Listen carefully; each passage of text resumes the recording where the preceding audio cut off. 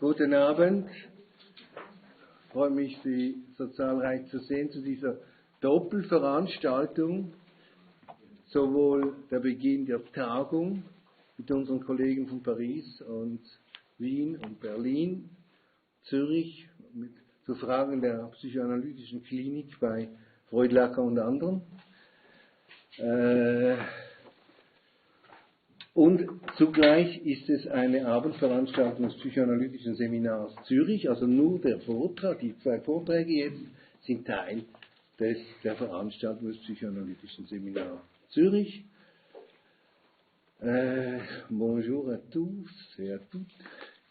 Je suis heureux que vous êtes arrivés de nombreux ici. Et il y a un événement dans deux manières. Un cas, c'est notre réunion, comme toujours. Et l'autre chose, c'est en même temps, on commence avec comment dire,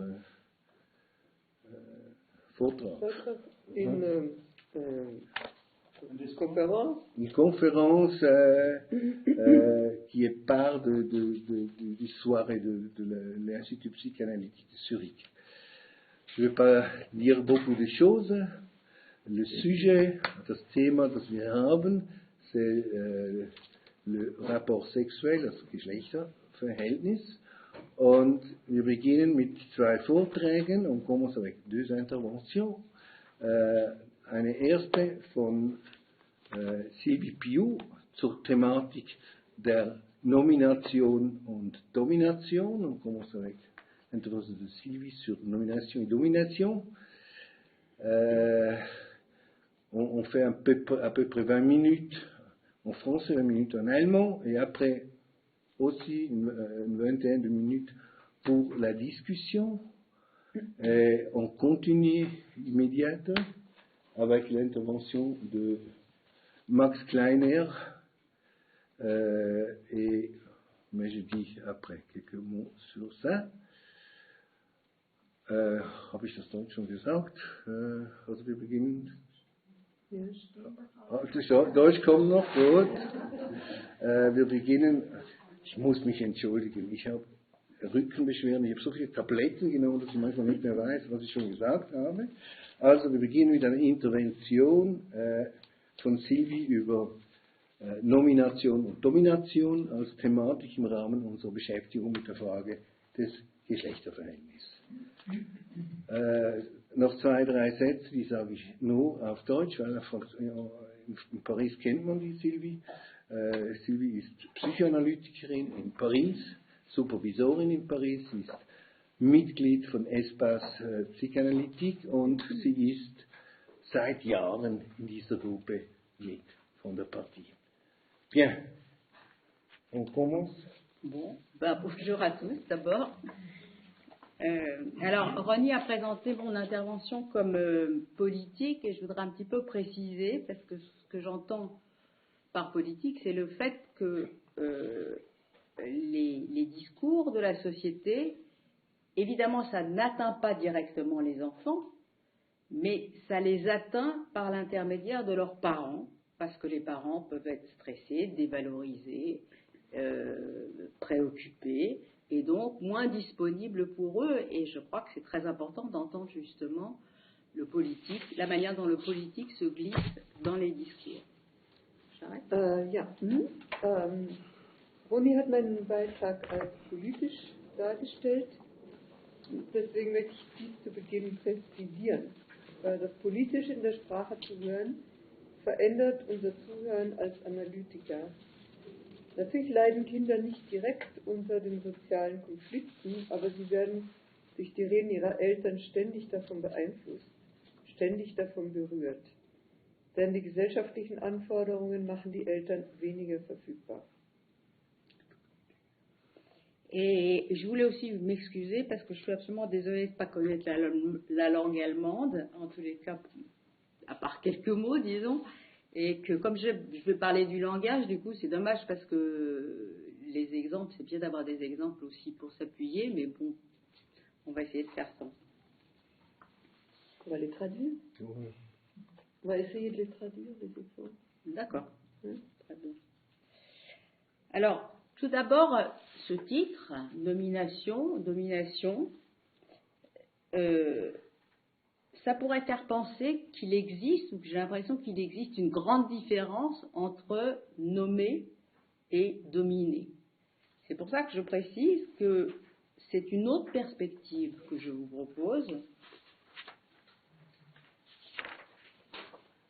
Et en effet, nommer n'a en réalité, selon ce que je vais vous exposer, aucun intérêt, aucun sens, si ce n'est pas pour dominer.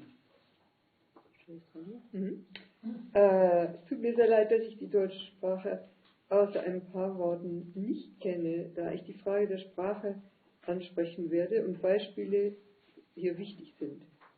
Zunächst einmal könnte ein Titel wie Benennung und Herrschaft den Eindruck erwecken, dass es einen großen Unterschied zwischen Benennen und Herrschen gibt. Aber es ist eine andere Perspektive, die ich Ihnen hier vorschlagen möchte. In der Tat hat das Benennen nicht keinen Sinn, wenn es nicht dazu dient, zu dominieren. T'es allé jusqu'où Où tu es? Là où tu t'es arrêté. Là, Oui, avant Pour- ça, avant le langage. alors, le langage, c'est une machine à produire des discours qui idéalisent, qui idéalisent la civilisation, la culture, le patriarcat, le libéralisme économique, l'amour, la maternité. Mais l'idéalisation, parfois, et la mystification, parfois, se rejoignent. Die Sprache ist eine Maschine, die Diskurse produziert. Diskurse, die die Zivilisation, die Kultur, das Patriarchat, den Wirtschaftsliberalismus, die Liebe, die Mutterschaft und so weiter idealisieren. Doch Idealisierung und Mystifizierung liegen manchmal nah beieinander. Et sans ces idéalisations, sans ces mythes en quelque sorte, la soumission d'un très grand nombre d'hommes à une toute petite classe dominante n'aurait jamais été possible. Et donc la thèse que je vous propose est donc un renversement de perspective. C'est un renversement par rapport à l'idée que le langage civilise l'homme. Also, denn ohne diese Idealisierungen wäre die Unterwerfung einer sehr großen Zahl von Menschen unter eine kleine herrschende Klasse niemals möglich gewesen. Die These, die ich Ihnen vorschlage, ist also eine Umkehrung der Perspektive. Sie ist eine Umkehrung der Idee, dass die Sprache den Menschen zivilisiert.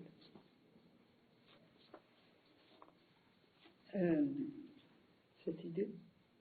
Voilà, oui, cette idée. Donc, et cette idée donc que le langage civilise l'homme a été très largement débattue au XXe siècle, et je comprends évidemment qu'on s'étonne que je puisse proposer un renversement de perspective. Mais il me semble que la société actuelle, pas seulement suisse ou française, mais je dirais l'état du monde actuel, rend encore plus nécessaire de comprendre comment la violence, les dénis, la fascination pour les dictateurs peut être encouragée par un certain nombre de discours. Also die These, die ich Ihnen vorschlage heute, ist also eine Umkehrung der Perspektive. Sie ist eine Umkehrung der Idee, dass die Sprache den Menschen zivilisiert. Diese Idee wurde im 20. Jahrhundert ausgiebig verteidigt. Und ich verstehe, dass man sich über die Umkehrung der Perspektive, die ich vorschlage, wundern kann. Aber ich halte sie für notwendig, um die heutige Gesellschaft, ihre Gewalt, ihre Verweigerungen, ihre Fascination für Diktatoren zu verstehen. Et puis ce renversement présente aussi un intérêt psychanalytique. Il offre la possibilité de relier les défenses inconscientes des analysants aux idéologies sociales et familiales qui ont perturbé leur famille. On dit par... Oui, auf finir c'est pas grave. Und dann hat die Umkehrung auch ein psychoanalytisches Interesse. Sie bietet nämlich die Möglichkeit, die unbewussten Abwehrmechanismen der Analysanten mit den sozialen oder familiären Ideologien in Verbindung zu bringen, nämlich die Familie verstört haben. On dit parfois que le langage est neutre. Or, le langage n'est jamais neutre. Même les lettres de l'alphabet ne sont pas neutres. Si vous connaissez l'écrivain Georges Perec fait remarquer que l'ordre alphabétique semble arbitraire, en effet, qu'il semble inexpressif et donc neutre. Il dit qu'objectivement A ne vaut pas plus que B. Mais dès qu'il y a un ordre, A, B, C, D, etc., la place des éléments dans la série se charge d'une valeur. Ainsi, un film de série B est considéré comme moins bon qu'un autre film, et un film de série Z est carrément considéré comme nul. Il suffit donc de 3 éléments, A pour excellent, B pour moins bon, Z pour nul, et voilà que le code alphabétique, censé être neutre, induit un système hiérarchique de valeurs. Manchmal wird gesagt, dass Sprache neutral ist. Sprache ist jedoch niemals neutral.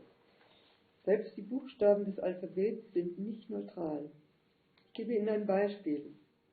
Natürlich räumt der französische Schriftsteller Georges Perec in Pensée classée ein, ist die alphabetische Reihenfolge willkürlich, unausgesprochen und daher neutral. Objektiv gesehen ist A nicht mehr wert als B.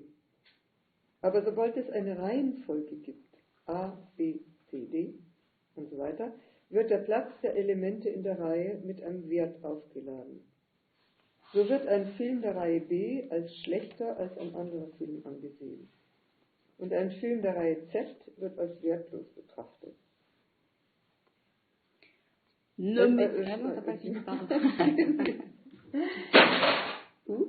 Es genügen 3 Elemente. A ist ausgezeichnet, B ist weniger gut, Z ist wertlos. Und der alphabetische Code, der neutral sein soll, induziert ein hierarchisches System von Werten.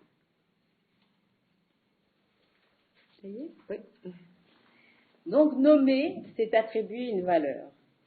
Une valeur qui permet de comparer les choses entre elles et qui pour ça les essentialise.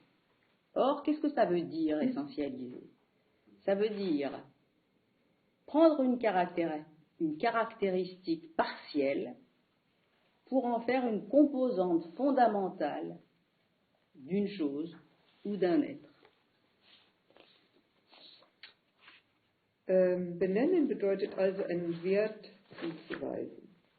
Ein Wert, der es ermöglicht, die Dinge miteinander zu vergleichen und der sie deshalb essentialisiert.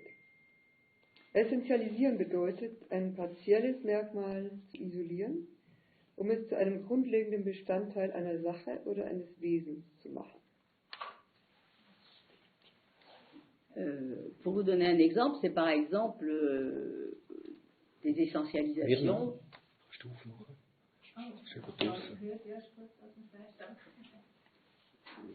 Un exemple d'essentialisation, par exemple l'âme suisse, la germanité, la francité. Et vous sentez bien, c'est bien plus que d'être né en France, en Allemagne ou en Suisse.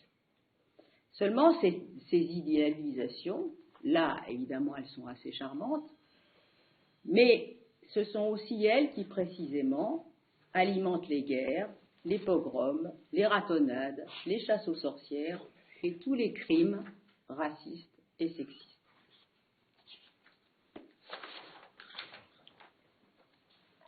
Also, essentialisieren bedeutet, ein partielles Merkmal zu isolieren, um es zu einem grundlegenden Bestandteil einer Sache oder eines Wesens zu machen. Das ist die Bedeutung der Schweizer Seele, des Deutschtums oder des Franzosentums. bei denen sie spüren, dass sie viel mehr sind als die Tatsache, in Frankreich, Deutschland oder in der Schweiz geboren zu sein. Nur sind diese manchmal charmanten Idealisierungen eben auch diejenigen, die Kriege, Pogrome, Rattenfängerei, Hexenverfolgungen und alle rassistischen und sexistischen Verbrechen anheizen. Et on s'aperçoit aussi, par exemple, que tous les noms du père ne se valent pas. Que certains noms de famille vous envoient à la guillotine ou dans les chambres à gaz, et que d'autres, plus normés, passent tout simplement inaperçus. So stellt man fest, dass nicht alle Namen des Vaters gleich sind. Manche Familiennamen bringen sie auf die Guillotine oder in die Gaskammern, während andere, die eher normiert sind, einfach unbemerkt bleiben. Les noms aussi se prêtent à l'essentialisation, et les essentialisations ne sont jamais neutres. En effet, toute qualité partielle, couleur de peau, genre, qui prétend définir l'entièreté d'un être, toute essentialisation a un but. Qu'il s'agisse de féminité, de maternité, de virilité, de patriotisme ou de gastronomie, toute nomination qui essentialise, toute nomination qui idéalise implique des normes dominantes. Auch Namen eignen sich zur Essentialisierung und Essentialisierungen sind nicht neutral. Denn jede Teilqualität, wie zum Beispiel Hautfarbe, Geschlecht und so weiter, die vorgibt, die Ganzheit eines Wesens zu definieren, jede Essentialisierung hat einen Zweck, verfolgt ein Ziel. Ob es sich nun um Weiblichkeit, Mutterschaft, Männlichkeit, Patriotismus oder Gastronomie handelt, jede Benennung, die essentialisiert, jede Benennung essentialisiert und jede Benennung, die idealisiert, impliziert herrschende Normen. Et de ce fait, ces normes, qui paraissent couler de source, instituent selon Laurie Lofer. Laurie Lofer, c'est une psychanalyste française qui a écrit un livre qui s'appelle Pour une psychanalyse émancipée. Et Laurie Lofer dit que ces normes instituent une vérité partagée. Or, une vérité partagée, une vérité dont tout le monde pense qu'elle doit être partagée, produit une intériorisation inconsciente de la norme.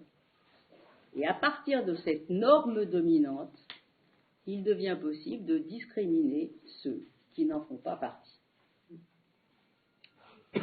Diese Normen, die scheinbar aus der Luft gegriffen sind, führen laut Laurie Lofer, das ist eine französische Analytikerin, die ein Buch geschrieben hat für eine emanzipierte Psychoanalyse, also führen für Laurie Lofer eine geteilte Wahrheit ein.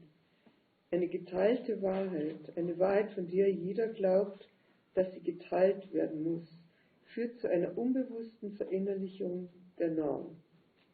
Und ausgehend von dieser vorherrschenden Norm wird es möglich, diejenigen zu diskriminieren, die nicht dazu gehören. Ein bisschen lauter. Lauter? Okay.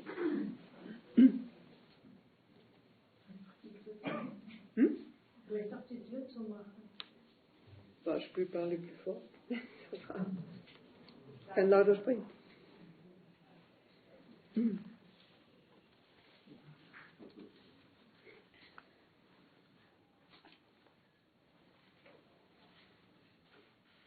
Et ainsi, la nomination qui permet de différencier installe aussi comme naturelle la discrimination. Et donc, évidemment, la nomination comporte toujours un risque. Roland Barthes, dont vous avez peut-être entendu parler, donne par exemple l'exemple de la différenciation entre sexualité binaire et sexualité homosexuelle au XIXe siècle. Et il dit, cette façon de nommer ces sexualités comme essentiellement différentes, alors même que Freud évoquera une bisexualité humaine, eh bien cette différenciation a eu surtout pour but d'inférioriser l'homosexualité et de glorifier la sexualité reproductive. Die Nominierung, die eine Unterscheidung ermöglicht, installiert auch die Diskriminierung als natürlich. Sie ist daher immer mit einem Risiko verbunden. Roland Barthes nennt als Beispiel die Unterscheidung zwischen binärer und homosexueller Sexualität im 19. Jahrhundert. Diese Sexualitäten als wesentlich verschieden zu benennen, obwohl Freud von einer menschlichen Bisexualität sprach, diese Differenzierung hatte vor allem den Zweck, die Homosexualität zu unterdrücken und die reproduktive Sexualität zu verherrlichen.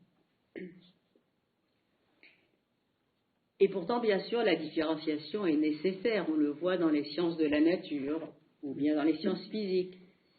Et en ce qui concerne les humains, la nomination comporte toujours le risque d'un classement dépréciatif. Die Differenzierung ist jedoch notwendig, wie man in den Naturwissenschaften oder in den physikalischen Wissenschaften sehen kann. Und dennoch birgt die Benennung immer das Risiko einer abwertenden Klassifizierung. Comment? D'un classement. La nomination comporte toujours le risque d'un classement dépréciatif.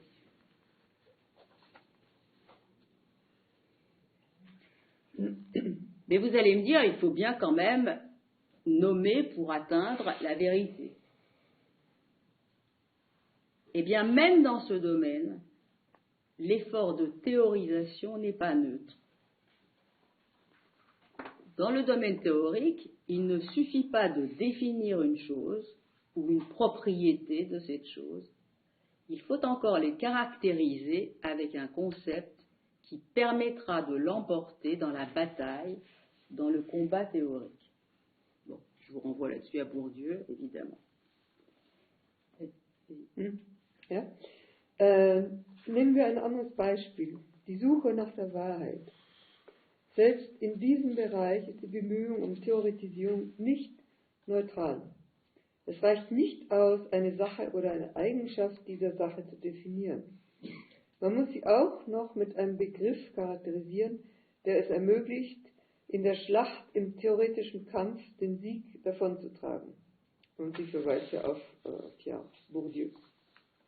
Et devant cette nécessité de faire vrai, d'être légitime, eh bien un mot compliqué sera toujours supposé plus rigoureux et forcément plus pertinent qu'un autre. J'ai lu récemment sous la plume d'un psychanalyste la phrase suivante.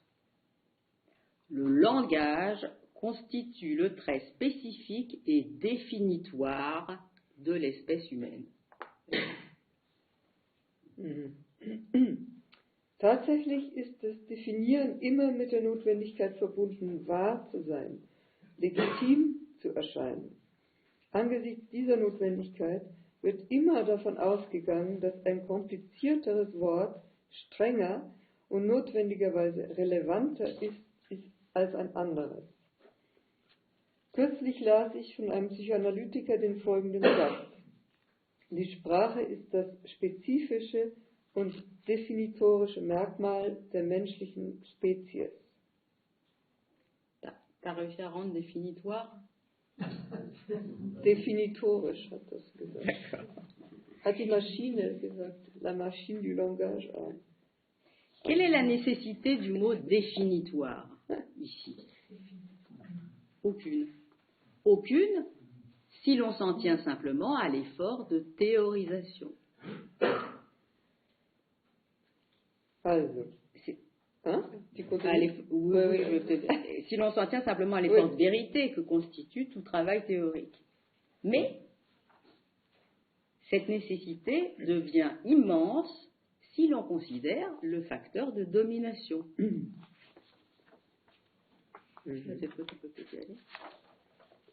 Also, nochmal der Satz des Psychoanalytikers, den Sie las.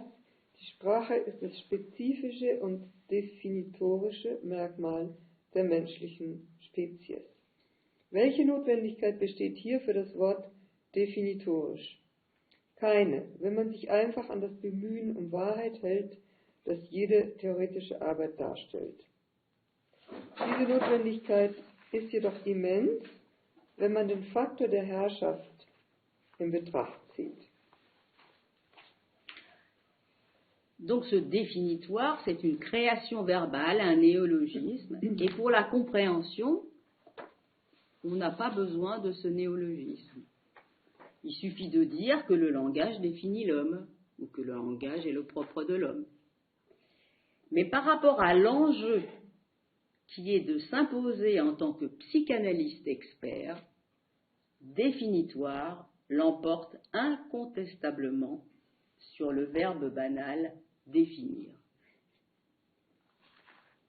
Il s'agit ici d'une persuasion clandestine, persuasion indirecte qui tient plus à l'effet du sens qu'au sens lui-même. Also, nochmal. Welche Notwendigkeit besteht hier für das Wort definitorisch? Keine, wenn man sich einfach an das Bemühen um Wahrheit hält, das jede theoretische Arbeit darstellt. Diese Notwendigkeit ist jedoch immens, wenn man den Faktor der Herrschaft in Betracht zieht. Definitorisch ist nämlich eine Wortschöpfung, ein Neologismus. Für das Verständnis ist der Neologismus definitorisch nicht erforderlich. Es genügt zu sagen, dass die Sprache dem Menschen eigen ist oder dass die Sprache den Menschen definiert.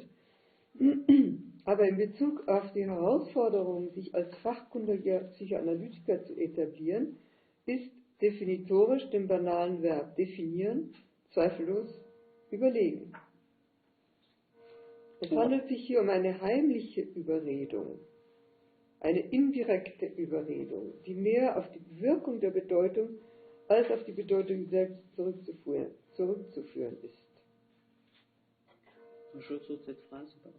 Solche heimlichen Überredungen finden sich in vielen politischen Botschaften.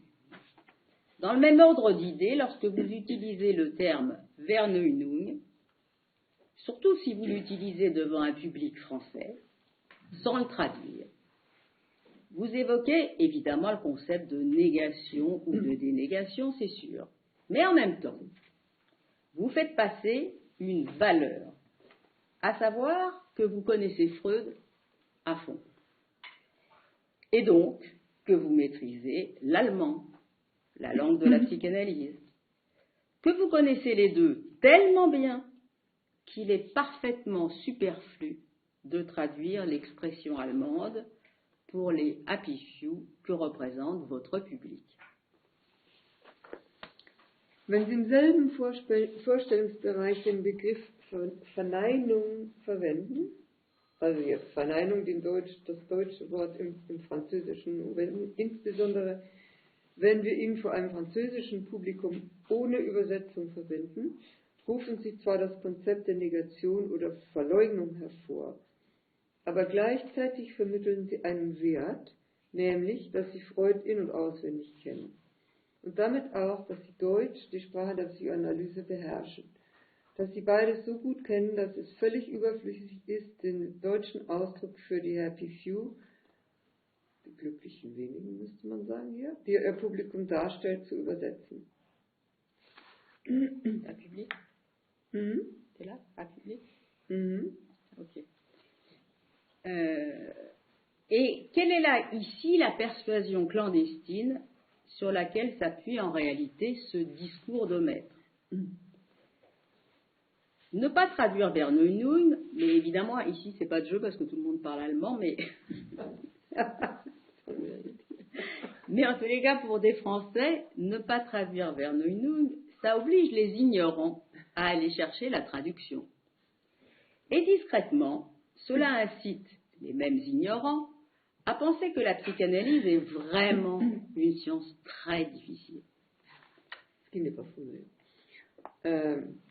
Was ist hier die heimliche Überredung, auf die sich in Wirklichkeit jeder Herrendiskurs stützt? Die Nichtübersetzung von Verneinung, hier natürlich sind sie alle Germanisten, also funktioniert das weniger, Die Nichtübersetzung von Verneinung zwingt die Unwissenden nach der Übersetzung zu suchen und verleitet die Unwissenden diskret dazu zu glauben, dass die Psychoanalyse wirklich eine schwierige Wissenschaft ist. Ainsi s'insinue discrètement, clandestinement, l'idée que si la psychanalyse est si difficile, alors il existe forcément une hiérarchie entre ces porte-paroles, qui sont eux des grands hommes, et le commun des mortels. Bon, je caricature un petit peu, mais j'espère au moins vous faire sourire. Les grandes femmes. Hein. Quoi? Quand tu dis grands hommes, évidemment, tu inclus les femmes. Hein, dans... Ben oui, Les parce grandes que le femmes. langage est fait de telle façon que les hommes sont des mais femmes. en français, il y a le neutre. Donc, c'est bon, t'as raison. Oui. Toi qui as raison. So schleicht sich diskret und heimlich die Idee ein, dass, wenn die Psychoanalyse so schwierig ist, es zwangsläufig eine Hierarchie zwischen ihren Sprechern gibt, die ihrerseits große Männer sind, und den gewöhnlichen Sterblichen. Ich karikiere hier ein wenig, aber ich hoffe, dass Sie ein wenig schmunzeln werden. Der theoretische Bereich ist wie jeder andere Bereich ein Ort, an dem die Herrschaft durch Benennung ausgeübt wird. Certains d'entre vous pourront m'objecter que Freud et Lacan ont déjà souligné le caractère trompeur du langage. Freud avec l'anecdote de Lemden et de Cracovie, et Lacan avec le well aliénant et le discours du maître.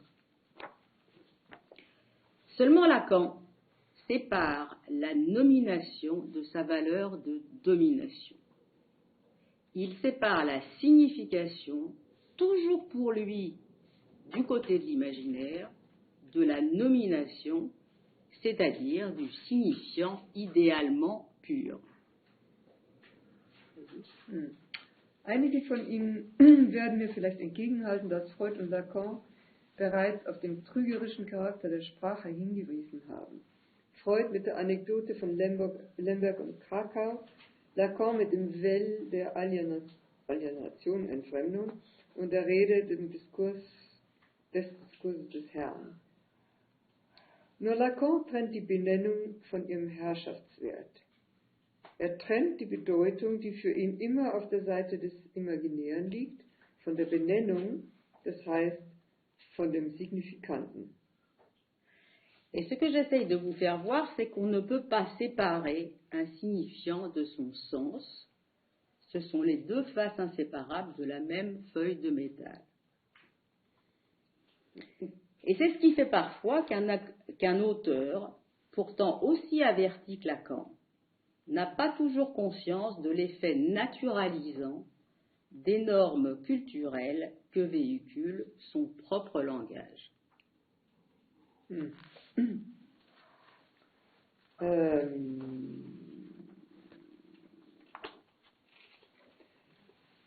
Also was ich versuche, Sie sehen zu lassen, ist, dass man einen Signifikanten nicht von seinem Sinn trennen kann.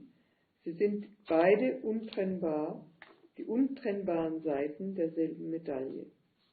Und das ist es, was manchmal dazu führt, dass ein so versierter Autor wie Lacan sich nicht immer der naturalisierenden Wirkung der kulturellen Normen bewusst ist, die seine eigene Sprache vermittelt.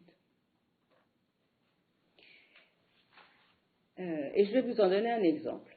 Dans le séminaire sur les psychoses, Lacan souhaite faire sentir à son public qu'un signifiant fait entendre quelque chose pour lequel, dit-il, nous n'avons pas d'autre terme que l'être. Et Lacan illustre son propos en faisant référence à la paix du soir. Ich gebe Ihnen ein Beispiel. Im Seminar über Psychose machte Lacan sein Publikum spüren lassen, dass ein Signifikant, in Anführungszeichen, etwas hören lässt, für das wir keinen anderen Begriff haben als das Sein. Ende des Zitats. Wie bitte? La lettre. L'être. La lettre.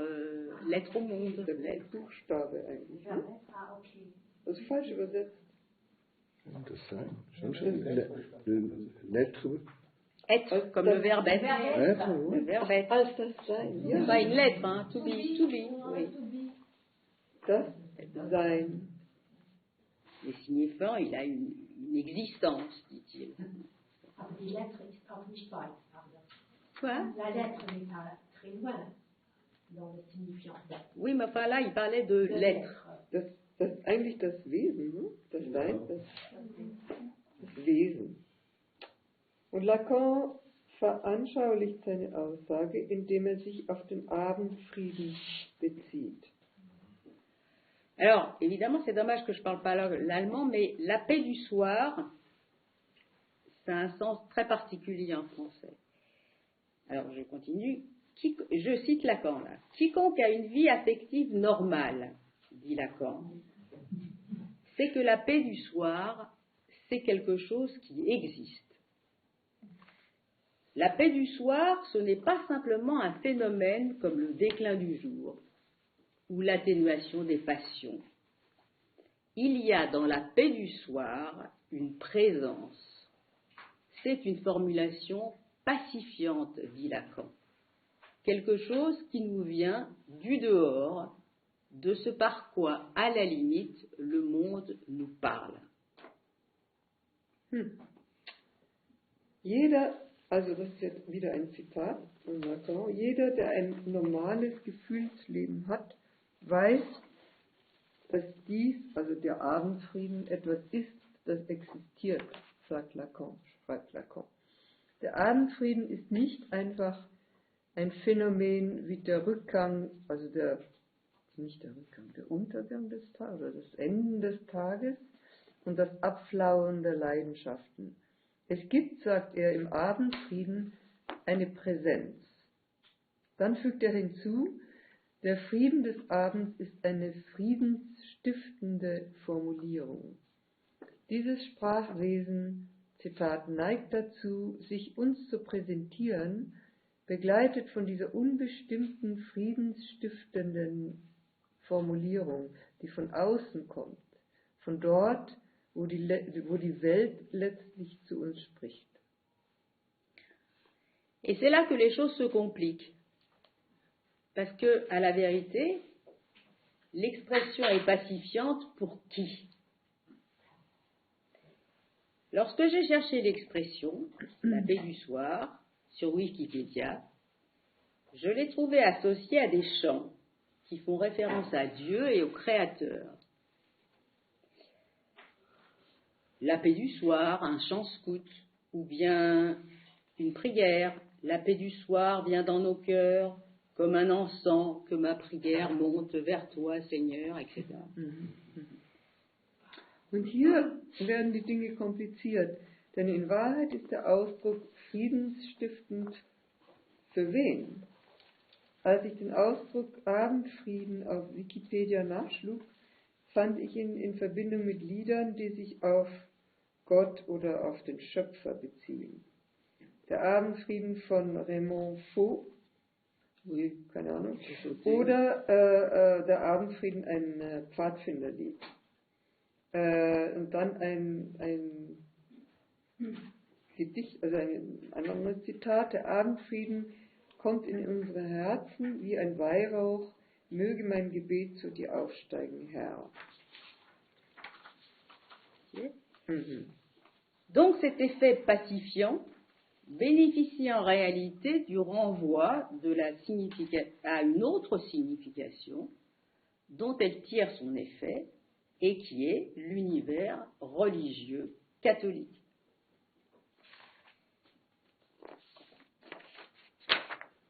Cet aspect n'est pas abordé dans l'analyse de Lacan.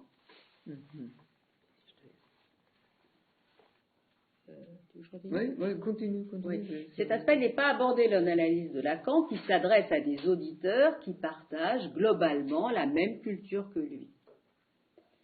Mais l'effet pacifiant de la paix du soir n'est pas universellement partagé.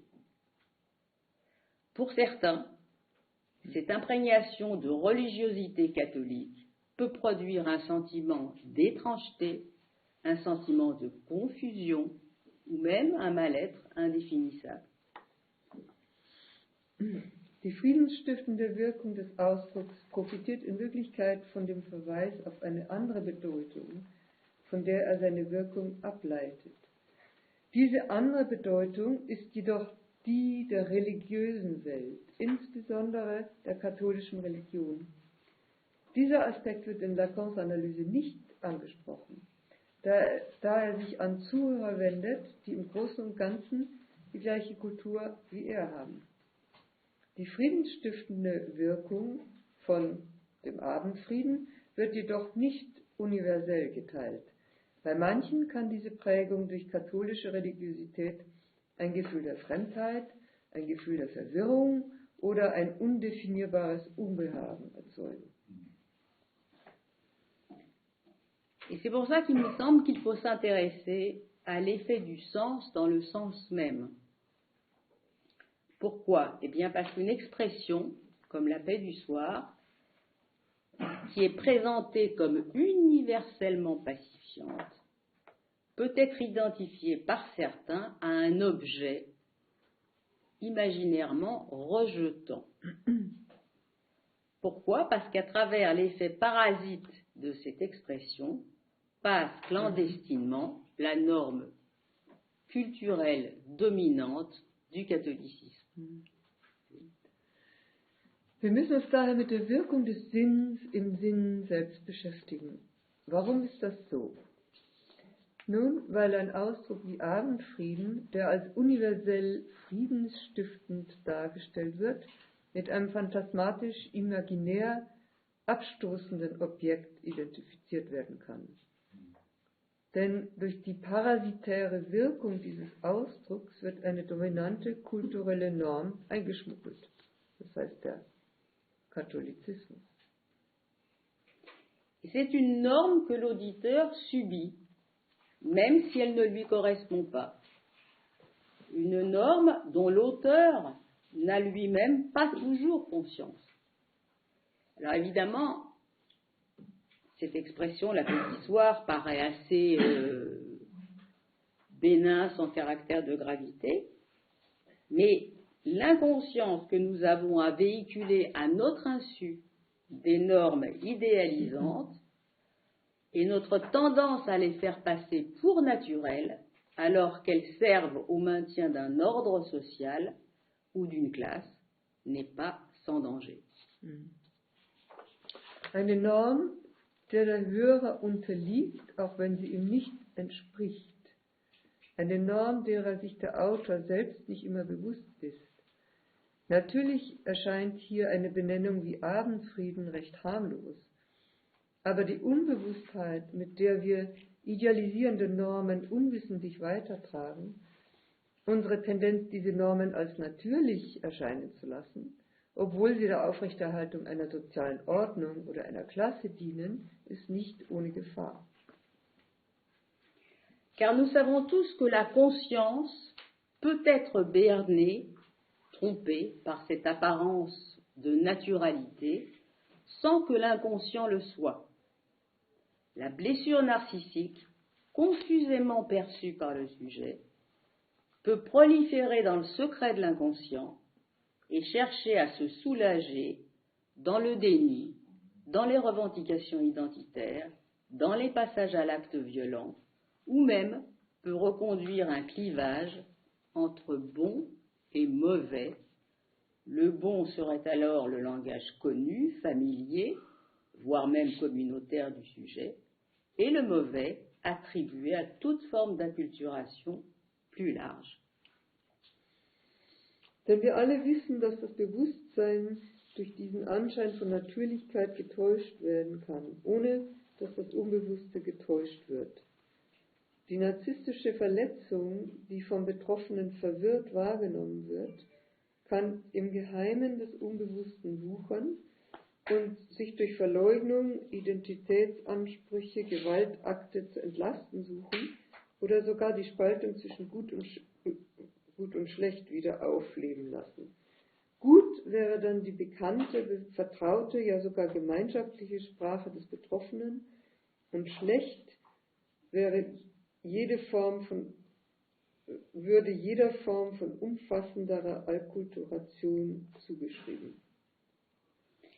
Et un tel clivage pourrait même fragiliser l'acquisition déjà réalisée ou en cours de la symbolisation.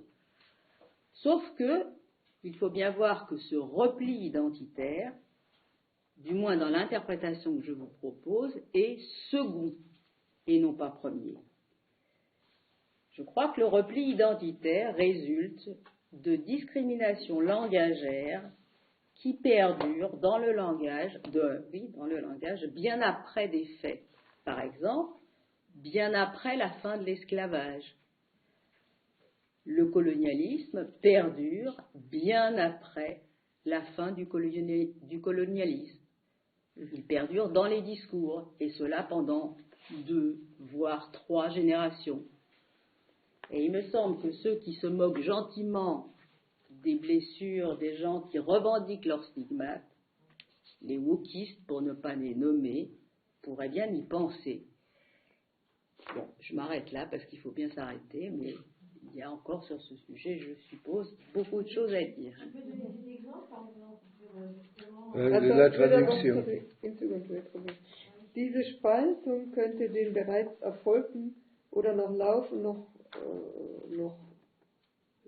bestehenden Erwerb der Symbolisierung schwächen. Nur ist dieser identitäre Rückzug, zumindest in der Interpretation, die ich Ihnen vorschlage, nicht zweitrangig, sondern sekundär.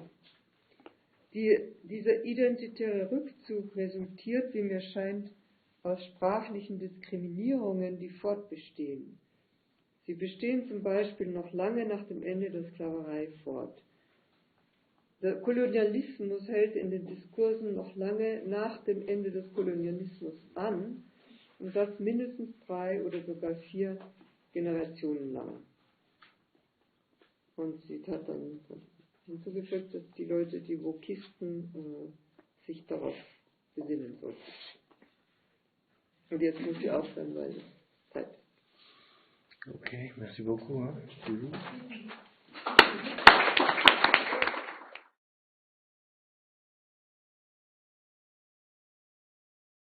Wir fahren fort mit einem zweiten Vortrag, der nochmals weit diese ganze Frage des, sagen wir mal, Phallozentrismus diskutiert. Der ganze Frage, welche Notwendigkeit gibt es für Begriffe wie Kastration und Phallus. Das ist der Vortrag von Max Kleiner, auch er Psychoanalytiker in Süddeutschland, Supervisor, schon seit Jahren auch in unserem Projekt dabei. On continue dans le contexte de la question, qu'est-ce que la signification dans la clinique pour des termes comme phallus ou castration. On continue avec l'intervention de Max sur phallus, langage et castration.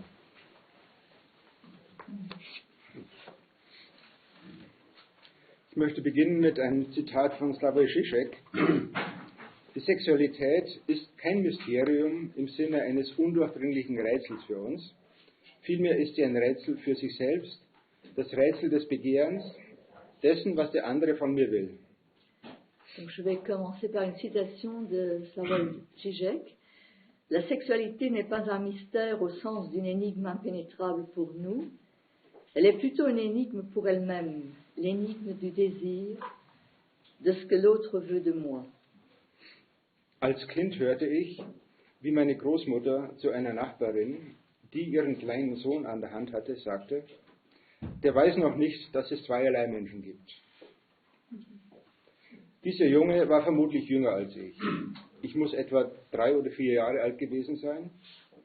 Und in diesem Moment fühlte ich mich ein bisschen erwachsen. Denn ich wusste das mit den 2 Arten von Menschen. Es hatte irgendwie mit dem Pillermann zu tun, aber auch damit, wer Hosen und Hemden trug und wer Röckchen und Kleidchen tragen durfte.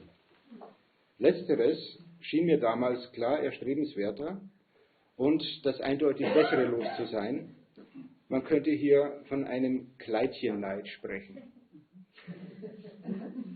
Kleidchenneid. Enfant, j'ai entendu ma grand-mère dire à une voisine qui tenait son jeune fils par la main, « Il ne sait pas encore qu'il y a deux sortes de personnes. » Ce garçon était probablement plus jeune que moi. Je vais avoir 3 ou 4 ans. À ce moment-là, je me suis sentie un peu adulte, car je savais pour les 2 sortes de personnes. Cela avait un rapport avec le faire pipi, mais aussi avec qui portait des pantalons et des chemises, et qui avait le droit de porter des jupes et des petites robes. Ce dernier point me semblait alors clairement plus souhaitable et représentait un meilleur sort. C'était une sorte d'envie de petite robe. Ouais. Ich wusste nicht nur, wie die Welt aufgeteilt ist, nämlich in männlich und weiblich, sondern mit diesem Wissen war ich zugleich unterschieden von denen, die es noch nicht wissen. Ich wusste Bescheid. Ich war auf der Seite der Großen. Der Nachbarsjunge befand sich noch im Dunkel des Nichtwissens, im Undifferenzierten. Man könnte fast sagen im Limbus. Fast zugleich mit der Geschlechtsdifferenz entfaltete sich eine andere Differenz, eine zwischen Wissenden und Nichtwissenden, zwischen Mensch und noch nicht Mensch, zwischen einem Subjekt der Sprache und einem tumben Toren, wie im Parsival. Non seulement je savais comment le monde était divisé, à savoir en masculin et en féminin, mais ce savoir me distinguait également de ceux qui ne savaient pas encore. Je savais, j'étais du côté des grands. Le garçon voisin se trouvait encore dans l'obscurité et l'ignorance, dans l'indifférencié, on pourrait presque dire dans les limbes. Presque en même temps que la différence des genres, une autre différence se déployait, celle entre ceux qui savent et ceux qui ne savent pas, entre l'humain et celui qui n'est pas encore humain, entre un sujet du langage et un fou stupide.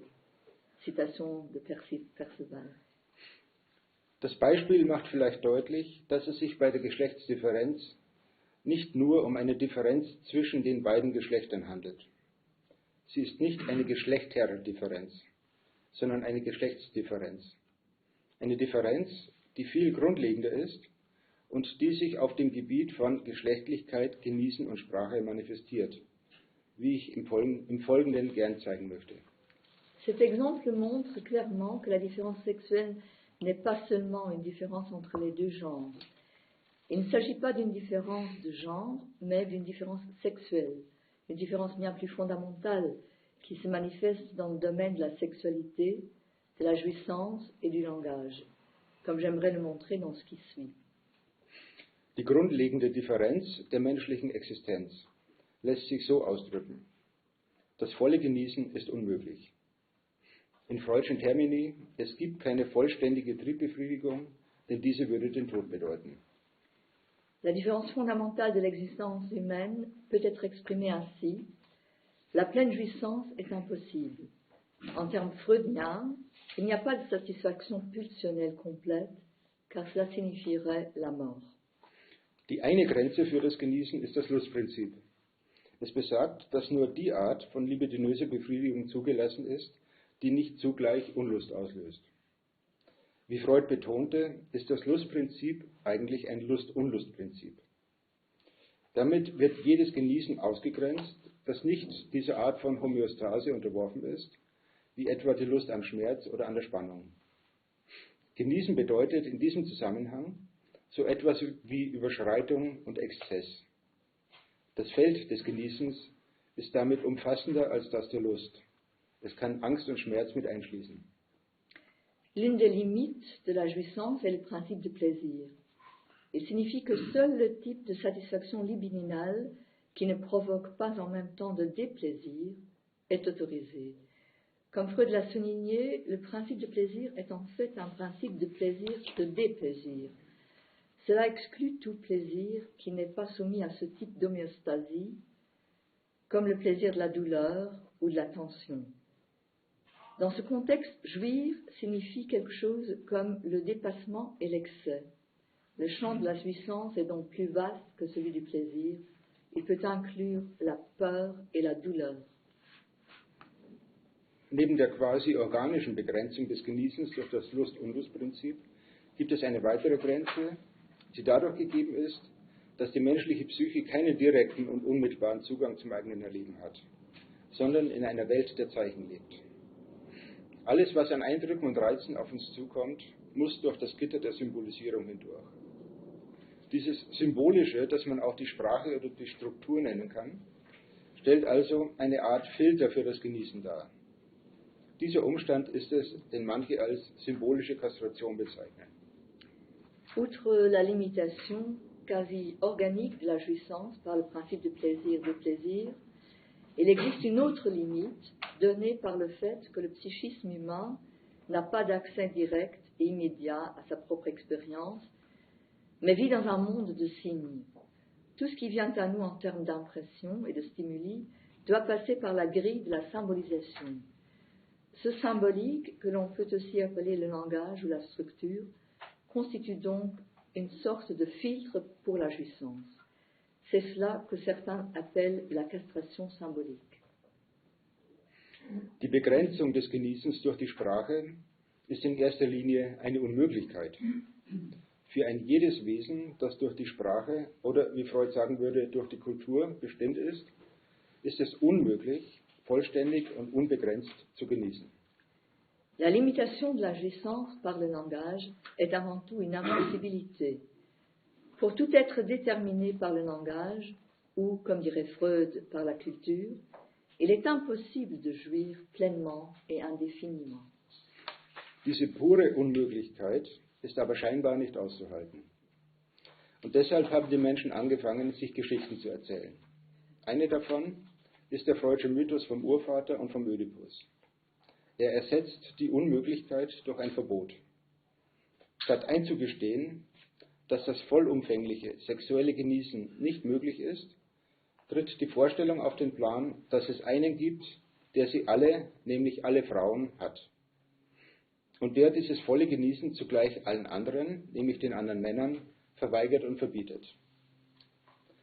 Die Frauen sind Privateigentum des Urvaters. Die Konsequenz ist bekannt, der Tyrann muss getötet werden, damit wäre das Hindernis beseitigt und alle Männer können alle Frauen genießen. Natürlich, wir sind immer noch in der Erzählung, funktioniert das nicht. Es können nicht alle Männer alle Frauen haben, einmal abgesehen davon, dass die Frauen bisher nicht gefragt worden sind. Aber es kann jeder Mann seine Frau haben, vielleicht auch mehrere. Jedenfalls muss es eine Regel geben, ein Gesetz muss eingeführt werden. Für Freud ist das die Entstehung der Kultur. Vielleicht passiert das mal. Donc, cette impossibilité pure et simple est apparemment insupportable. C'est pourquoi les gens ont commencé à se raconter des histoires. L'une d'entre elles est le mythe freudien du père originel et de l'Édipe. Il remplace l'impossibilité par une interdiction.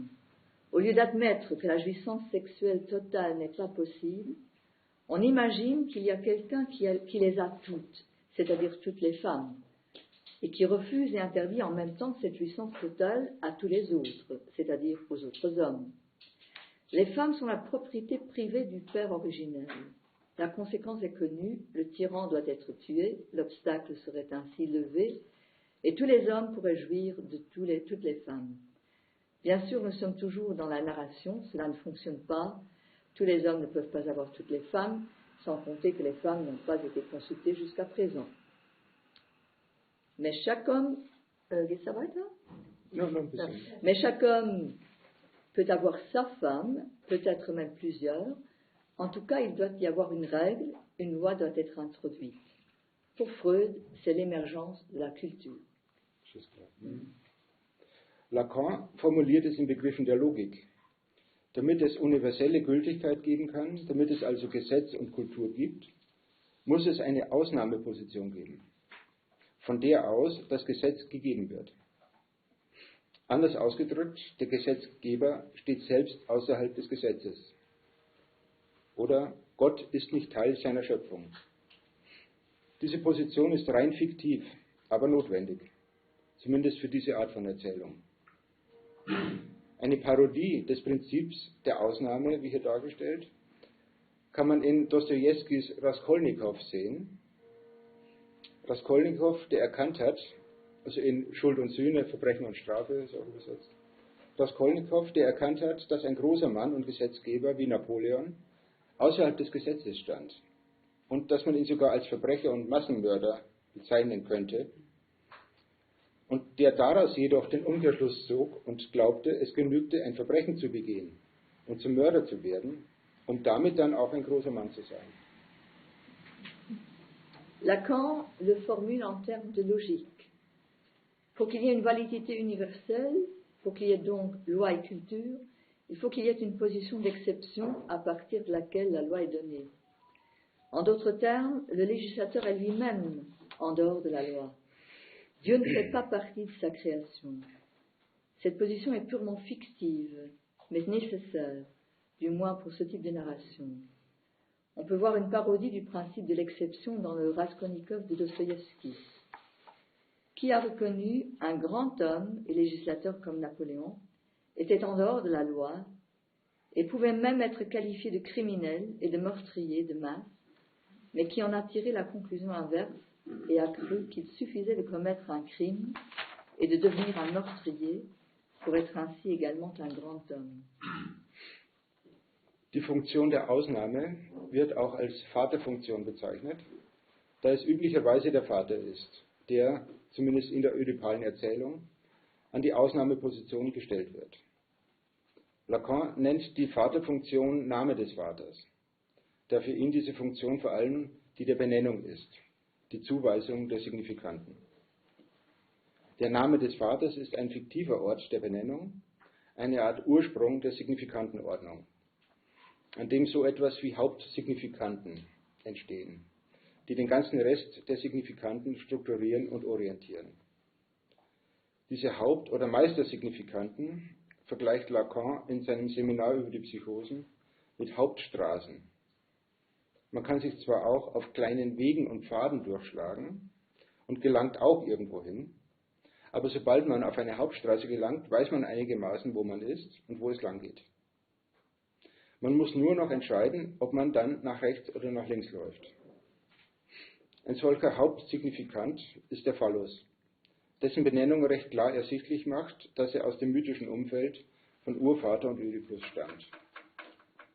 Wenn Lacan in seiner Schrift über die Bedeutung des Phallus allerdings so weit geht, den Phallus als den einen und einzigen Ausnahmesignifikanten auf den Schild zu heben, den Signifikanten, der, Zitat, dazu bestimmt ist, die Signifikatseffekte in ihrer Gesamtheit zu bezeichnen, Zitat Ende, dann orientiert er damit seine Theorie in einer Art Zentralperspektive, die den Vorwurf des Phallozentrismus nicht mehr unberechtigt erscheinen lässt. La fonction d'exception est également appelée fonction paternelle, car c'est généralement le père qui est placé en position d'exception dans le récit édipien. Lacan appelle la fonction paternelle nom du père, car pour lui cette fonction est avant tout celle de la nomination, de l'attribution de signifiants. Le nom du père est un lieu fictif de nomination, une sorte d'origine de l'ordre des signifiants, où émergent des sortes de signifiants majeurs qui structurent et orientent tout le reste des signifiants. Ces signifiants principaux ou maîtres, Lacan les compare dans son séminaire sur les psychoses à des routes principales. On peut certes emprunter de petits chemins et des sentiers et arriver quelque part, mais dès qu'on arrive sur la route principale, on sait à peu près où l'on est et où l'on va. Il suffit de décider si l'on va à droite ou à gauche. Un tel signifiant principal est le phallus, dont la dénomination a fait apparaître assez clairement qu'il provient de l'environnement mythique du père originel et de l'Œdipe. Lorsque Lacan, dans son écrit sur la signification du phallus, va jusqu'à faire du phallus le seul et unique signifiant d'exception, le signifiant, citation, destiné à désigner les effets de signifier dans leur totalité, fin de citation, il oriente ainsi sa théorie dans une sorte de perspective centrale qui ne rend pas injustifié le reproche de phallocentrisme. Aber worum geht es eigentlich für diese Hervorbringung von zentralen Signifikanten durch den Namen des Vaters? Wie die Metapher von der Hauptstraße zeigt, geht es um Orientierung, um Ordnung, Reduktion von Chaos und darum, Schneisen in das Gestrüpp eines wild wuchernden, signifikanten Geflechtes zu schlagen. Am Beispiel des signifikanten Phallus: Sobald man sich an ihm orientiert, gibt es nur noch die Frage nach der Richtung. Mit 2 Antwortmöglichkeiten: Gehe ich nach rechts oder gehe ich nach links? Habe ich einen oder habe ich keinen? Bin ich schon kastriert oder droht mir das erst noch? Will ich Phallus sein oder will ich ihn haben? Kurz gesagt, ich stehe vor einem Entweder-Oder. Mais de quoi s'agit-il réellement dans cette production de signifiants centraux par le nom du Père? Comme le montre la métaphore de la route principale, il s'agit de s'orienter, de mettre de l'ordre, de réduire le chaos et de tracer des voies dans les broussailles d'un réseau de signifiants qui prolifèrent de manière sauvage. Prenons l'exemple du signifiant phallus. Dès que l'on s'oriente vers lui, il n'y a plus la question de la direction avec 2 réponses possibles. Est-ce que je vais à droite ou est-ce que je vais à gauche? Est-ce que j'en ai un ou est-ce que je n'en ai pas? Suis-je déjà castré ou est-ce que cela me menace encore? Est-ce que je vais être le phallus ou est-ce que je veux l'avoir? En bref, je suis confronté à un ou bien.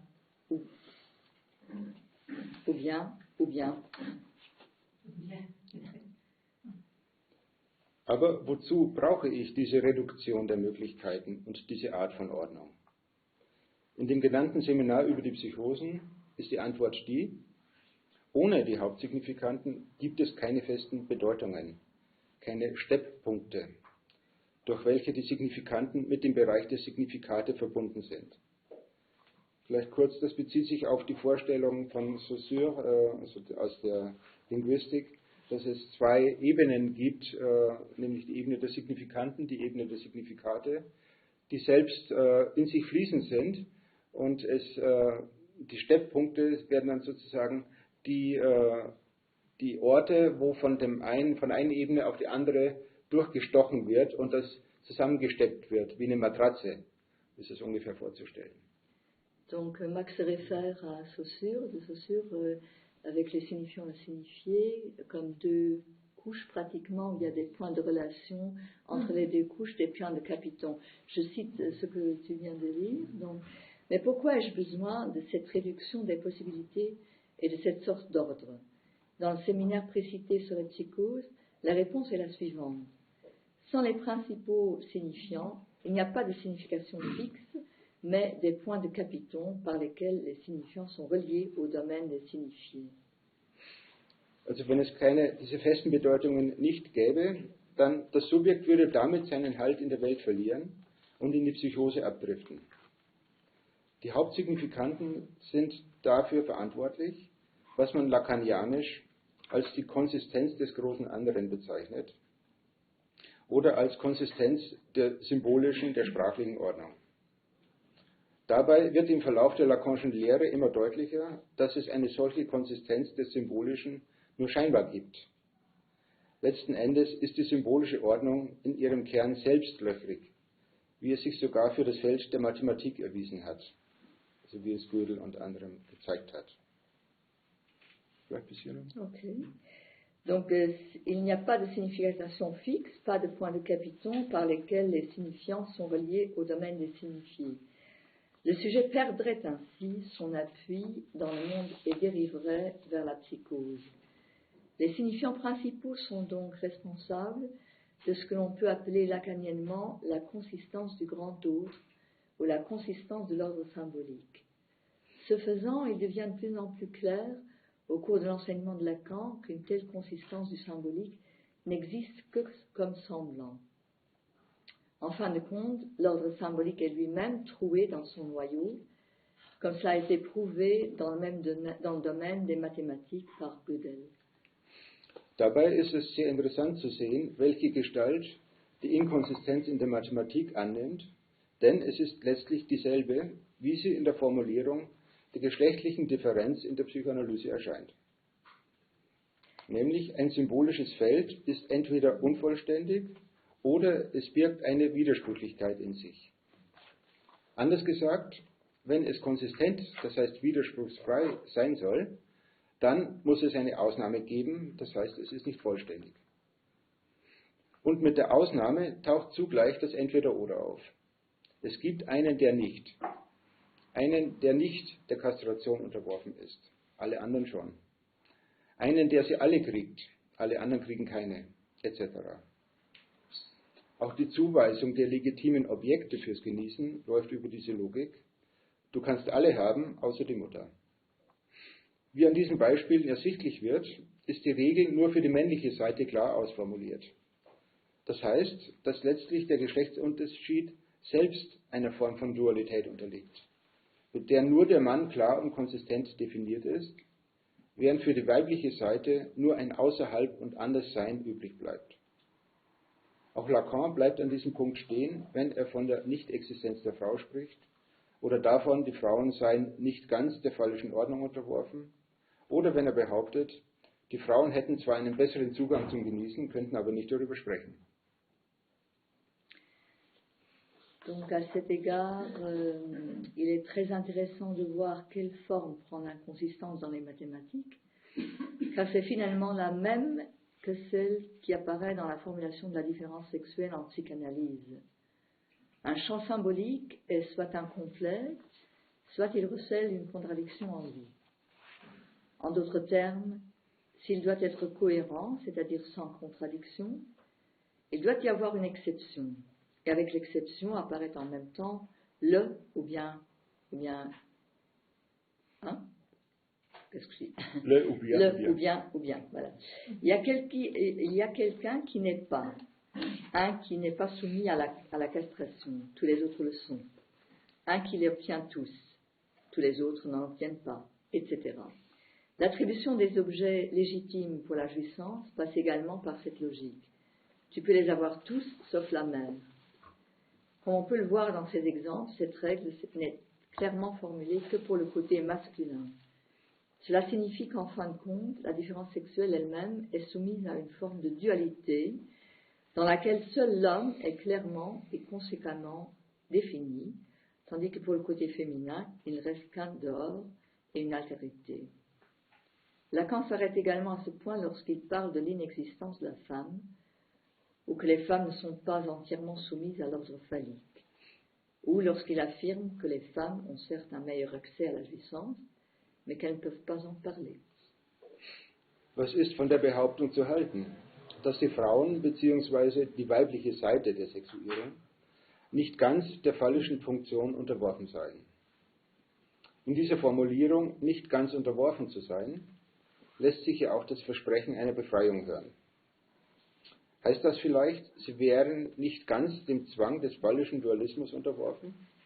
Sie bräuchten keine Ausnahme, keinen Prototyp, mit dessen Hilfe sie sich identifizieren müssten, um zur ganzen Frau zu werden?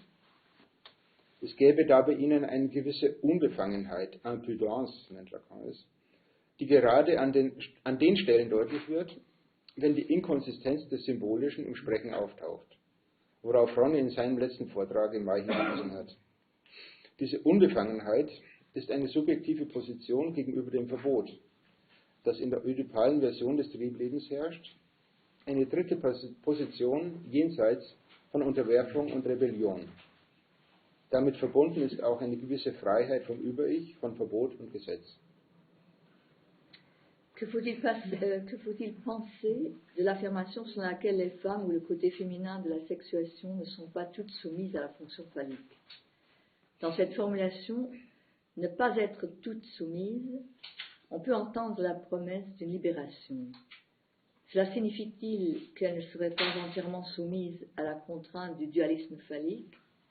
Elles n'auraient pas besoin d'une exception, d'un prototype auquel elles devraient s'identifier pour devenir une femme entière.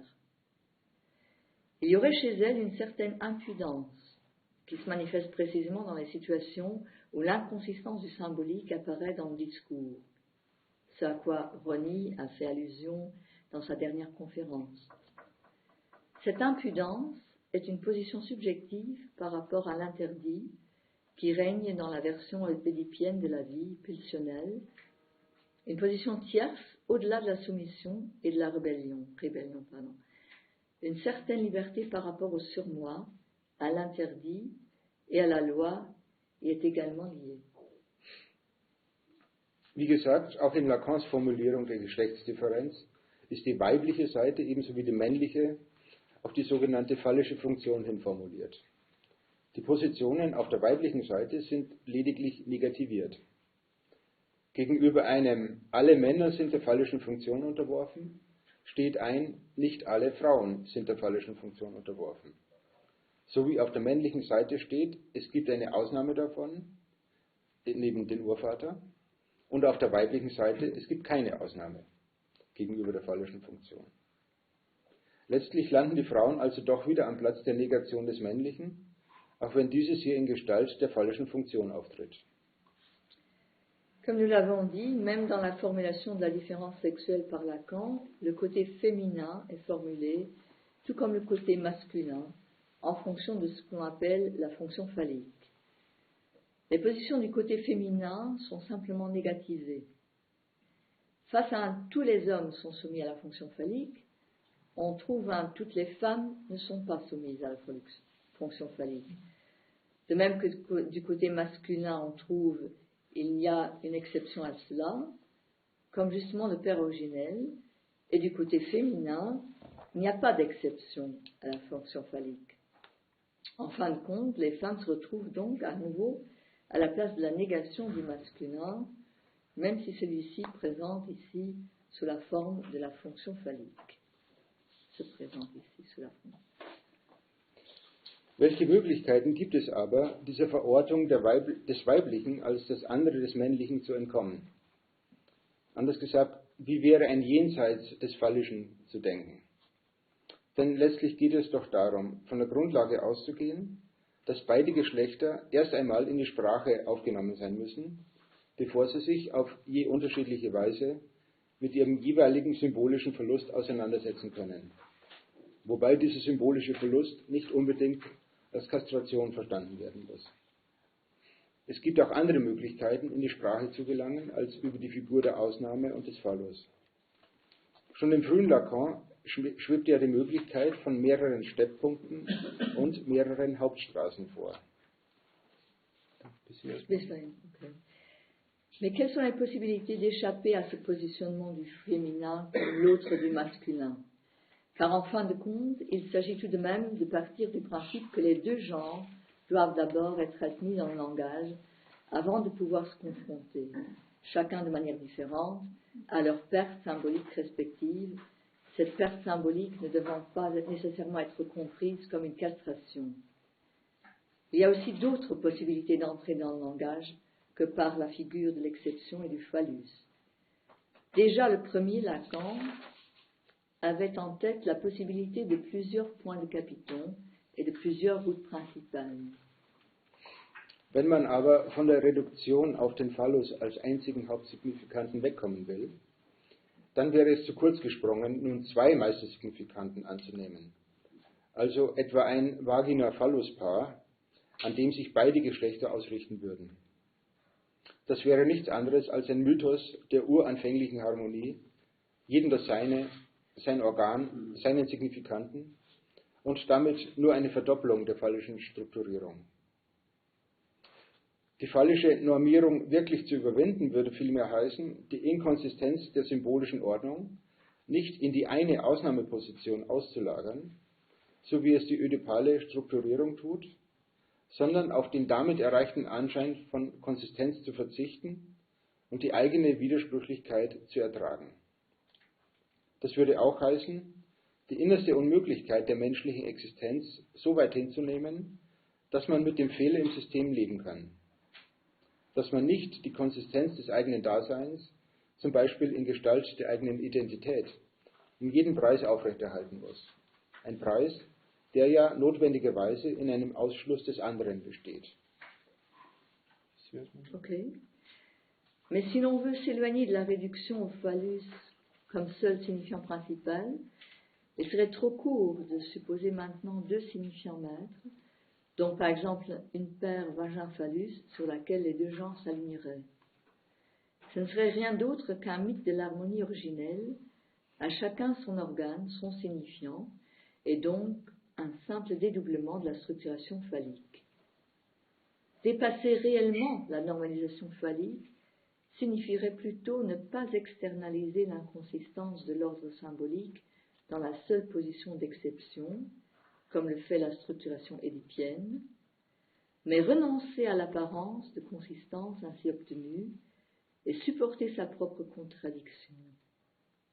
Cela signifierait aussi accepter l'impossibilité la plus intime de l'existence humaine au point de pouvoir vivre avec l'amaldone. Que l'on ne doive pas maintenir à tout prix la consistance de sa propre existence, par exemple, sous la forme de sa propre identité, un prix qui consiste nécessairement en une exclusion de l'autre. Eine solche nicht fallische Ordnung, die doch eher eine Unordnung wäre, sehe ich in dem Gedanken des Savoir-faire angekündigt, also einem irgendwie Zurechtkommen mit seinen eigenen Mängeln und Fehlern, vor allem aber mit seinem eigenen Syndrom, das heißt seiner grundlegenden symptomatischen und fehlerhaften Struktur. Eine solche Haltung könnte die allzu strengen Dualismen vermeiden, die mit der phallischen Logik verbunden sind und eine wirkliche Öffnung zum sogenannten Non-Binären ermöglichen. Je vois un tel ordre non phallique qui serait plutôt un désordre annoncé par l'idée du savoir-y-faire, c'est-à-dire d'une manière de se débrouiller avec ses propres défauts et erreurs, mais surtout avec son propre symptôme, c'est-à-dire sa structure symptomatique et défectueuse fondamentale. Une telle attitude pourrait éviter les dualismes trop stricts liés à la logique phallique et permettre une véritable ouverture vers ce que l'on appelle le non-binaire. Vielen Dank, Max, für diesen Versuch, fürs andere Denken.